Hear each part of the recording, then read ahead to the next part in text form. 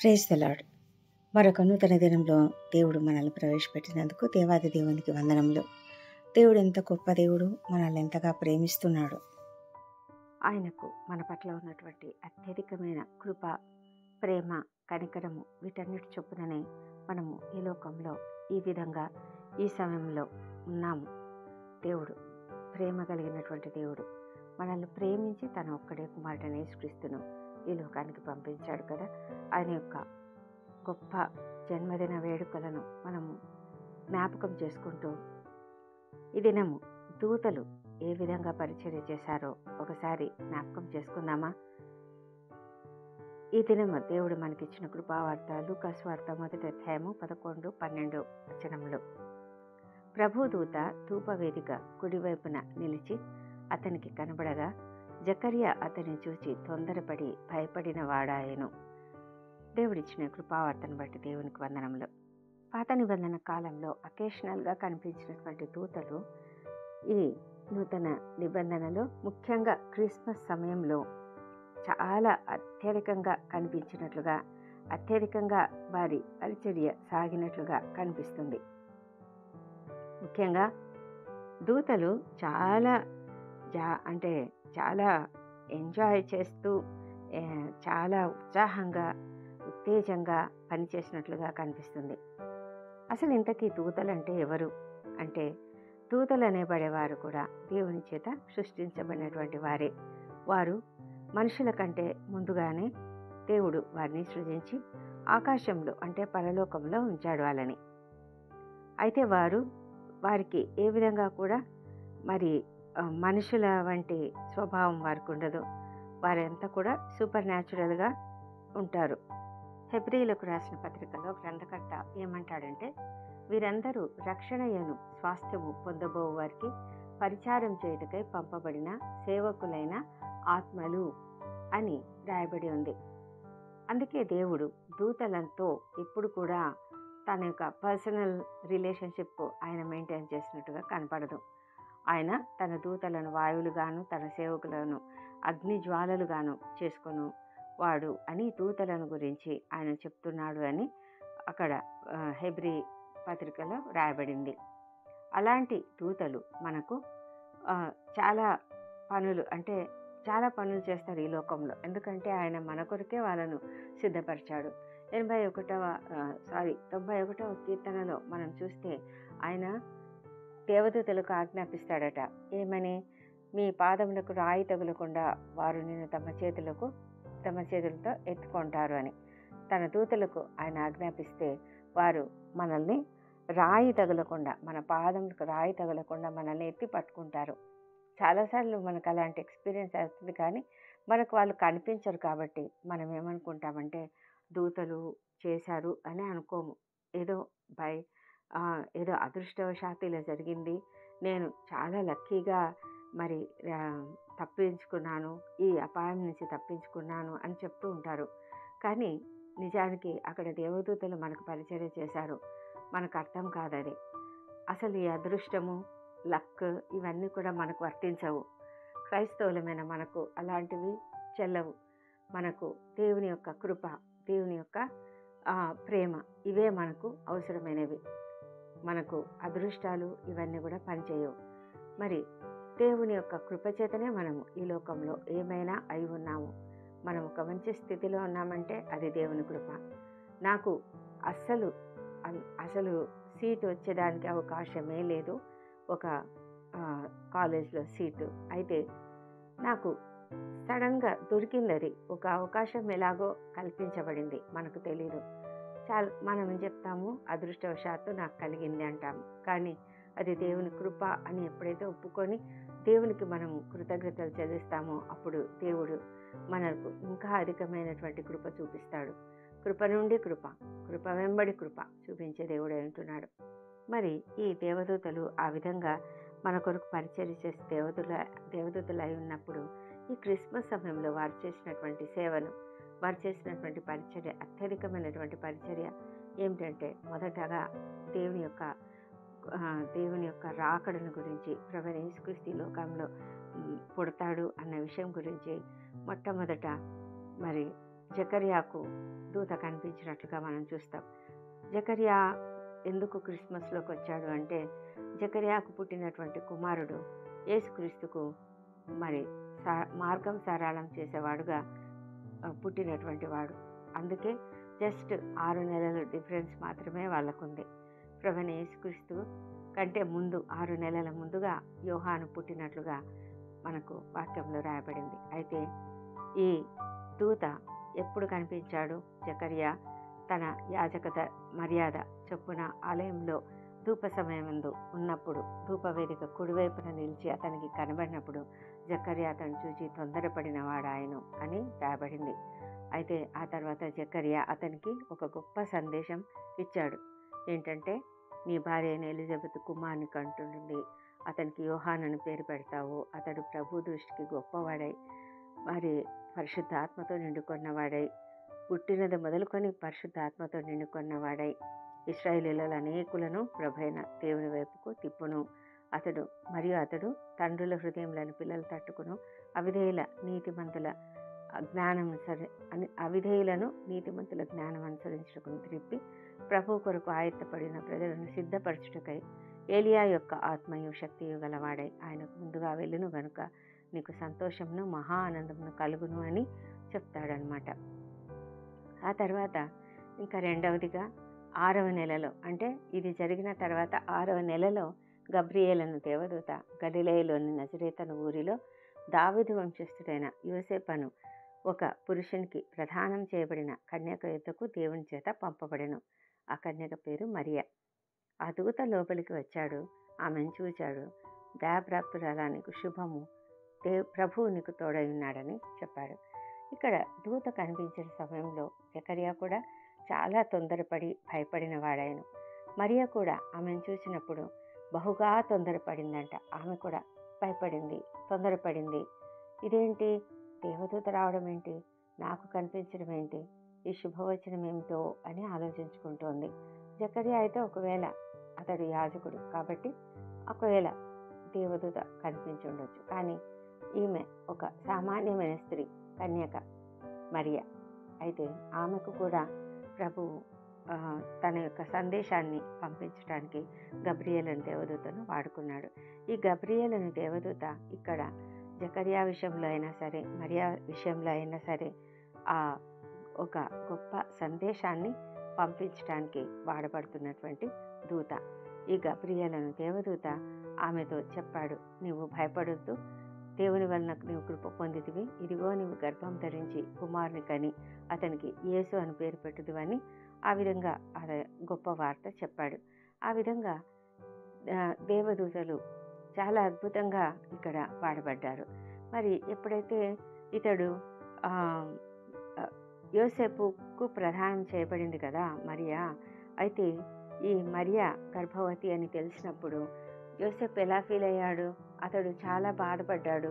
చాలా అంటే తనకి అనుకోలేదు, తను ఎక్స్పెక్ట్ చేయలేదు. ఈ మరియా చాలా మంచి అమ్మాయి అని అక్కడ అనుకుని ఆమెతో ప్రదానం చేసుకున్నాడు. అయితే ఈమె పెళ్లి కాకముందే గర్భవతి కావడం ఏంటి? మామూలుగా అందరికీ వచ్చే మామూలు ఆలోచనని అతనికి కూడా వచ్చింది. ఈమె ఏమైనా వ్యభిచారం చేసిందేమో, ఎందుకు గర్భవతి అయింది? అయితే అతడు నీతిమంతుడై ఉండే కాబట్టి అతనికి ఆమెను అవమానం చేయడం ఇష్టం లేదు. ఎందుకంటే ఆమె గట్టిగా పబ్లిక్గా ఆమె గురించి మాట్లాడాడు అనుకోండి, అప్పుడు వెంటనే ఆమెను రాళ్లతో కొట్టి చంపేస్తారు.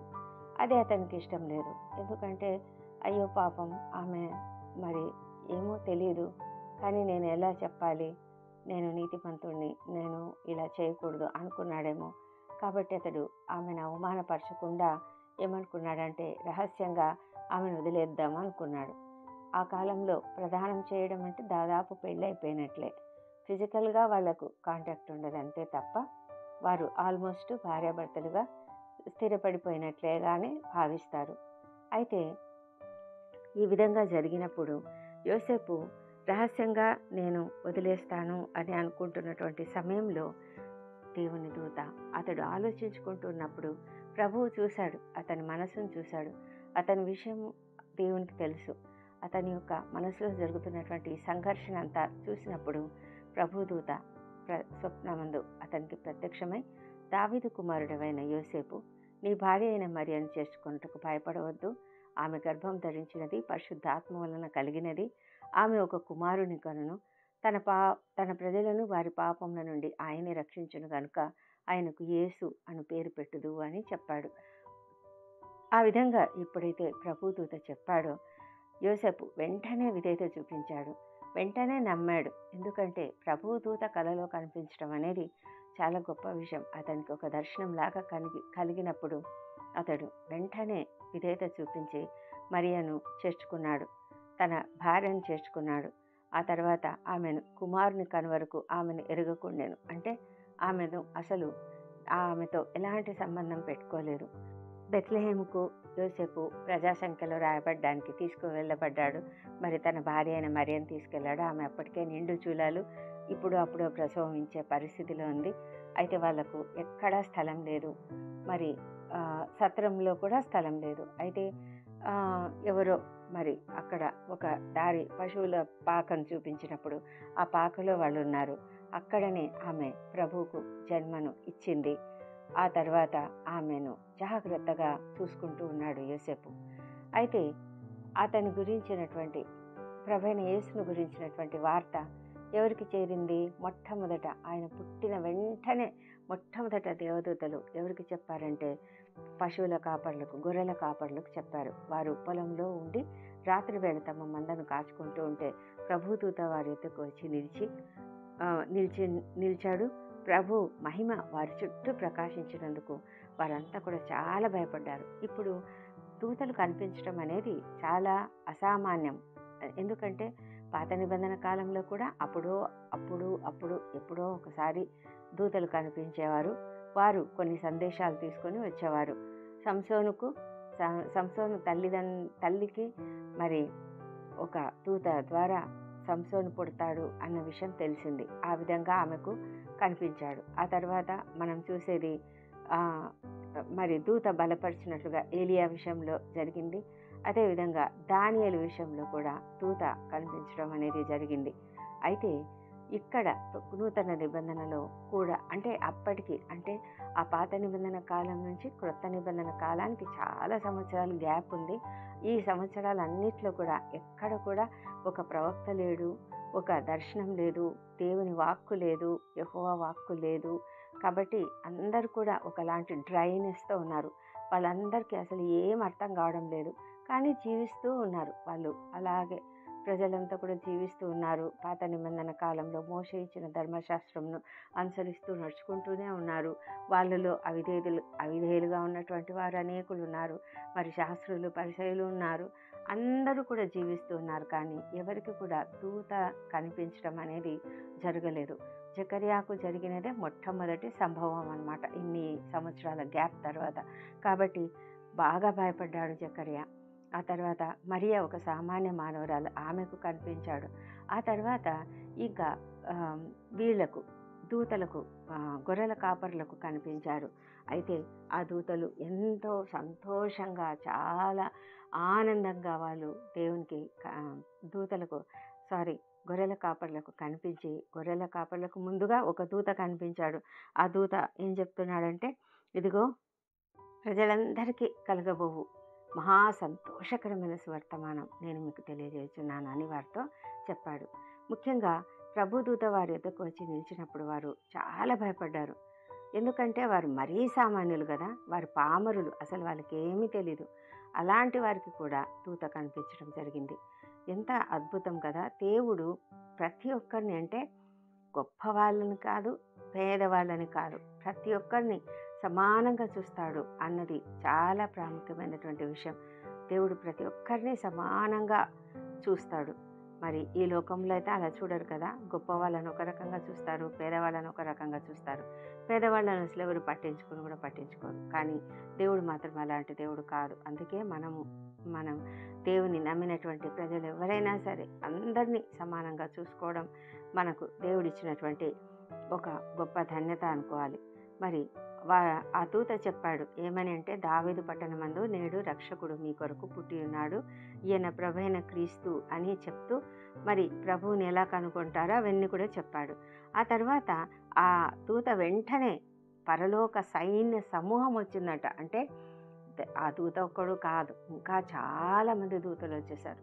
వచ్చి వాళ్ళందరూ కూడా పాటలు పాడుతూ ఉన్నారు. ఏమని పాట పాడుతున్నారు? సర్వోన్నతమైన స్థలములలో దేవునికి మహిమయు, ఆయనకి ఇష్టమైన మనుషులకు భూమి మీద సమాధానమును కలుగునుగాక. ఎందుకంటే ఆయన సమాధానకర్త అయిన దేవుడు కదా.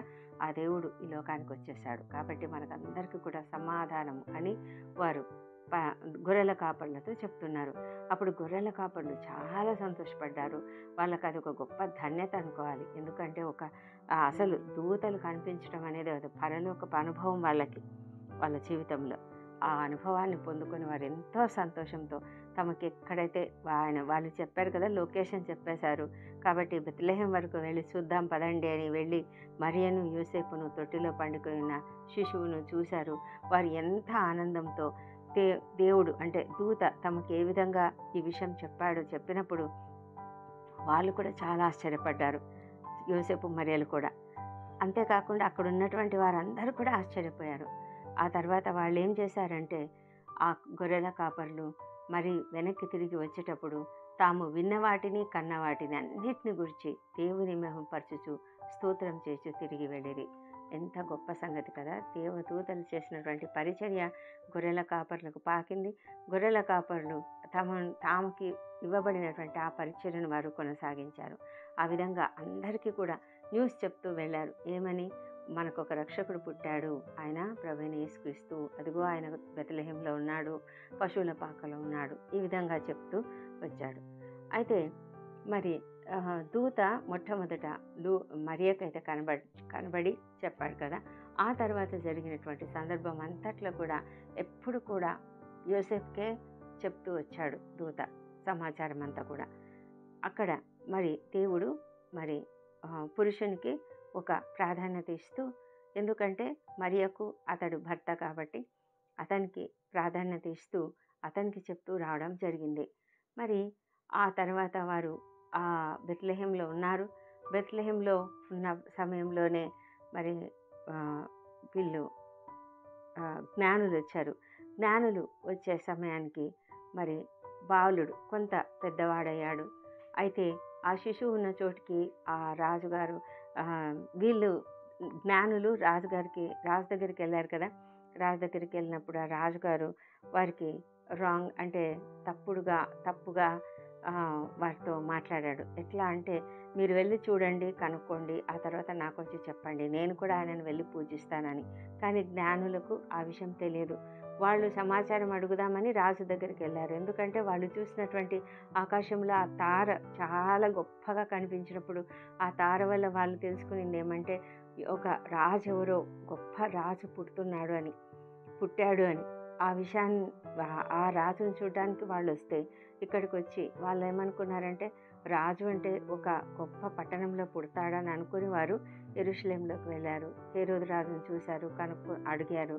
అయితే ఆ హేరోదు రాజుకు టెన్షన్ అయిపోయింది. ఎవరు పుట్టారబ్బా ఈ లోకం, నాకు తెలియకుండా మా ఇంట్లో అయితే ఎవరు పుట్టలేదే అనుకుని, మీరు కనుక్కొని నాకు వచ్చి చెప్పండి అని చెప్పినప్పుడు వారు వెళ్ళినప్పుడు అక్కడ బెత్లెహేం వరకు తార వాళ్ళను గైడ్ చేసింది. ఆ తర్వాత వాళ్ళు అక్కడ ప్రభువును కనుగొన్నారు, ఆయనకు మొక్కారు. వాళ్ళు బంగారంను, సాంబ్రాణిని, బోళంను కానుకలుగా సమర్పించారు.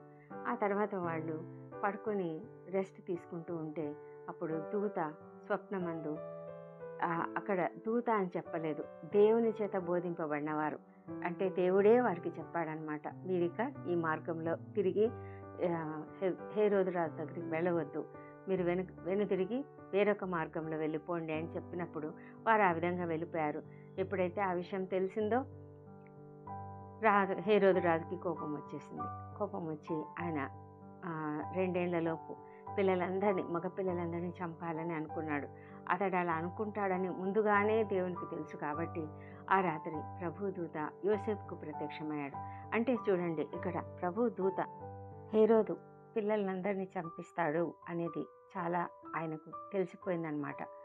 మరి యోసేపుకు ముందుగానే, అంటే ఇంకా హేరోదు ఆలోచించి హేరోదు ఇంకా తన ఆలోచనను ఇంకా అమలులో చేయకముందే ప్రభుదూత స్వప్నమందు యోసేపుకు ప్రత్యక్షమై హేరోదు ఆ శిశువును సంహరింపవలనని ఆయనను వెతకబోచున్నాడు, కాబట్టి నువ్వు లేచి నీ ఆ తల్లిని శిశువును వెంటబెట్టుకొని ఐగుప్తుకు పారిపో అని చెప్తున్నాడు. ఆ విధంగా మరి యోసేపు తన భార్యను, కుమారుని ప్రభువైన యేసును తీసుకొని వెళ్ళిపోయాడు, ఐగుప్తుకు వెళ్ళిపోయాడు. ఆ తర్వాత అక్కడ ఉన్నంత కాలము దేవుడు వాళ్ళను కాపాడాడు. ఆ తర్వాత 2 సంవత్సరాలు, దాదాపు కొన్ని సంవత్సరాలు హేరోదు చనిపోయే వరకు కూడా వాళ్ళు అక్కడే ఉన్నారు. ఆ తర్వాత ఎప్పుడైతే హేరోదు చనిపోయాడో అప్పుడు ప్రభు మళ్ళీ ఐగుప్తులో యోసేపుకు ప్రత్యక్షమై, ఇదిగో మరి ఆ హేరోదు చనిపోయాడు, నువ్వు లేచి మరి ఇశ్రాయేలుకు వెళ్ళు అని చెప్పినప్పుడు అతని యొక్క తన ఆలోచనతో అర్కెలాయు తన తండ్రి అయిన హేరోదునకు ప్రతిగా యూదయ దేశం ఏల్చున్నాడని తెలిసినప్పుడు యోసేపు ఏం చేశాడంటే, దేవుని చేత బోధింపబడిన వాడై గలిలయ ప్రాంతంలోకి వెళ్ళి నజరేతు అనే ఊరికి వచ్చి అక్కడ కాపురం ఉన్నట్టుగా రాయబడింది. ఈ విధంగా దేవుని యొక్క దూతలు చేసినటువంటి గొప్ప పరిచర్య క్రిస్మస్ సమయంలో, ఆ సమయంలో దేవుని యొక్క దూతలు ఎంత ఆనందంగా ఉత్సాహంగా మరి దేవుని యొక్క పరిచర్యలో వాడబడ్డారు. దేవుని యొక్క జన్మమును గురించి అందరికీ ప్రకటించే విషయంలో వాళ్ళు చాలా గొప్పగా వాడబడ్డారు. మరి ఎంత గొప్ప విషయం కదా. అంటే ఈ లోకంలో మనం ఏ విధంగా జన్మదినాన్ని జరుపుకుంటున్నామో ఆ విధంగా ప్రభువైన యేసు జన్మించిన సమయంలో పరలోకంలో ఆ విధంగా సంబరాలు చేసుకున్నారనమాట. సంతోషంగా సెలబ్రేట్ చేసుకున్నారు. ఎందుకంటే ఆ పరలోకంలో ఉండాల్సిన తండ్రి ఆయన ఇక్కడికి వచ్చాడు. ఎలా వచ్చాడు? దీన మనస్కుడై, చాలా దీనుడుగా ఆయన ఈ లోకానికి వచ్చాడు. రిక్తుడిగా వచ్చాడు. తన యొక్క గొప్ప తండ్రి పక్కన కూర్చునేటువంటి తన సింహాసనాన్ని వదిలిపెట్టి ఈ లోకానికి వచ్చాడు. ఆ విధంగా ఆయన ఈ లోకంలో జన్మించినప్పుడు ఆ దూతలంతా కూడా ఎంతగానో సంబరాలు చేసుకున్నారు. దేవుడు కూడా వాళ్ళను విరివిగా వాడుకొని దేవుని యొక్క పుట్టుకను గురించినటువంటి సమాచారం అందరికీ తెలియజెప్పడానికి దేవుడు వాళ్ళను గొప్పగా వాడుకున్నాడు. ఎంతో సంతోషం కదా. మనం కూడా క్రిస్మస్ ఈ సంబరాల్లోకి వచ్చేసాము. ఆల్మోస్ట్ మనం 15th, ఈ దినం 15th కదా, ఇంకా 25th మనం క్రిస్మస్ జరుపుకుంటాం. అయినా 25th అనేది ఆ డేట్ ఖచ్చితం కాకపోయినప్పటికీ కూడా పెద్దలు ఎవరో నిర్ణయించారు, ఆ విధంగా మనం దాన్ని సెలబ్రేట్ చేసుకుంటున్నాము. ఏది ఏమైనా ప్రభు ఈ లోకానికి రావడం అయితే ఆయన రావడం జరిగింది, అది చరిత్ర. ఎందుకంటే చరిత్రలో ఆయన పుట్టాడు కనుకనే ఆయన తర్వాత, ఆయన మరణించిన తర్వాత మన క్రీస్తు పూర్వము, క్రీస్తు తర్వాత అనేది వచ్చింది. ఈ లోకంలో క్రీస్తు జన్మించి ఉండకపోతే క్రీస్తు పూర్వము, క్రీస్తు శకము అనేది వచ్చి ఉండేదే కాదు. కాబట్టి ఇది తథ్యము. మరి ఈ సెలబ్రేషన్స్ అన్నీ కూడా మనము ఈ సమయంలో, అంటే ఆయన పుట్టినటువంటి ఈ సమయంలో మనం సెలబ్రేట్ చేసుకోవడం అనేది చాలా గొప్ప విషయం. అయితే మనము అందరినీ దృష్టిలో పెట్టుకొని ప్రతి ఒక్కరికి కూడా దేవుని గురించిన సువార్త చెప్తూ మరి పేదలకు మనం సహాయం చేయగలిగినంతగా చేయడం అనేది క్రిస్మస్ సంతోషంలో ఒక భాగం. దేవుడు ఈ కృపావార్తను దీవించునుగాక. అందరికీ క్రిస్మస్ శుభాభివందనములు. ప్రార్థించుకుందామా. పరిశుద్ధుడైన దేవా, సర్వోన్నతుడా, నీకు స్తుతులు, నీకు స్తోత్రములు చెల్లించుకుంటున్నాము. అవును ప్రభా, ప్రభువైన యేసుక్రీస్తు ఈ లోకంలో జన్మించినప్పుడు నీవు ప్రేమతో తండ్రి ఆ కుమారుణ్ణి మాకు అనుగ్రహించినప్పుడు మా ప్రభా ఈ లోకంలో మేమెంతో సంబరపడుతున్నాము. అయితే ఆ సమయంలో ప్రభు పుట్టినటువంటి సమయంలో పరలోకంలో అతి గొప్ప సంబరాలు జరిగాయి. మా ప్రభా, దూతలు ఎంతో ఉత్సాహంగా ఈ విషయం అంతట్లో కూడా పాల్గొని అందరికీ శుభవార్తలు చెప్తూ వారు ఎంతగానో ఆనందించారు కదా.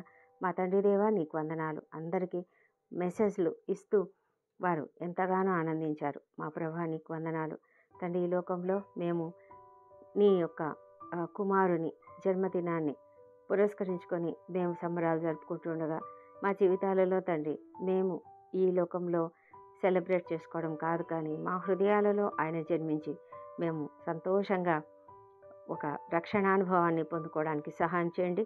ఇతరులకు మేము రక్షణను గురించిన సువార్తను ప్రకటించడానికి మాకు కృప చూపించమని వేడుకొంచున్నాము. ఆయన ప్రభా రక్షకుడు ఈ లోకంలో పుట్టి ఉన్నాడు తండ్రి. మేమెంతో సంతోషిస్తున్నాము తండ్రి. ఆయనను గురించిన శుభవార్తను అందరికీ తెలియజెప్పడానికి మాకు సహాయం చేయండి. ఈ దినమంతా మాకు తోడుగా ఉండమని తండ్రి. ముఖ్యంగా ఈ దినము పునరుత్థాన దినము, నూతన పునరుత్థాన దినంలో మేము సంతోషంగా నిన్ను ఆరాధించే కృపను మాకు దయచేయమని ప్రార్థించుకుంటూ ఈ ప్రార్థనలు మా ప్రభువును మా ప్రియరక్షకుడునైన యేసుక్రీస్తు అత్యంత శక్తిగల ఉన్నతమైన నామంలో అడిగి పొంది ఉన్నాం తండ్రి. ఆమెన్. ఆమెన్.